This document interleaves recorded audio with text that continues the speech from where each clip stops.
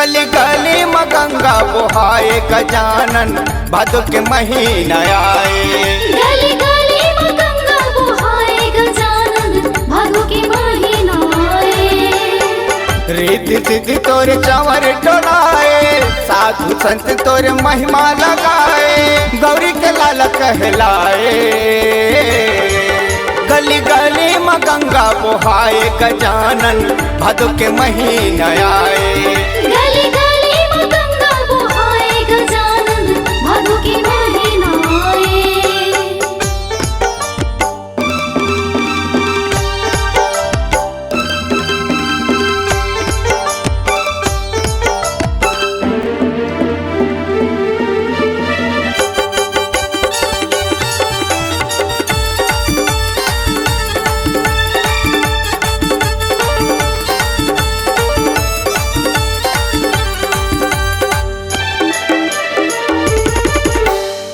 भक्तन भोग लगाए है तोला मेवा लड्डू मिठाई के।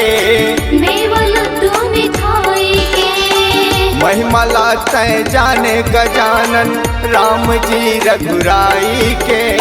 राम जी रघुराई के भक्तन भोग लगाए है तोला मेवा लड्डू मिठाई के।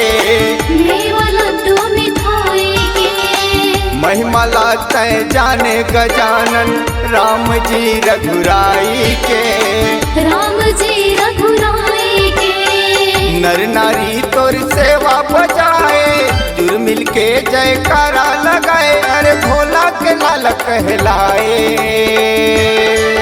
गली गली में गंगा बुहाए गजानन भादो के महीना आए।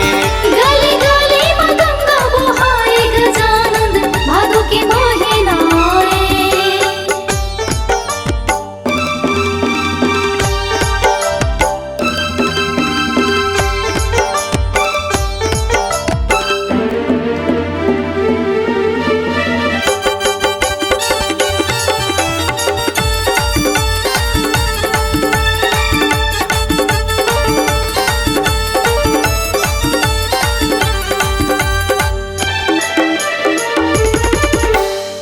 लंबोदर है सिद्धि विनायक दुख पीरा के हरैया गा।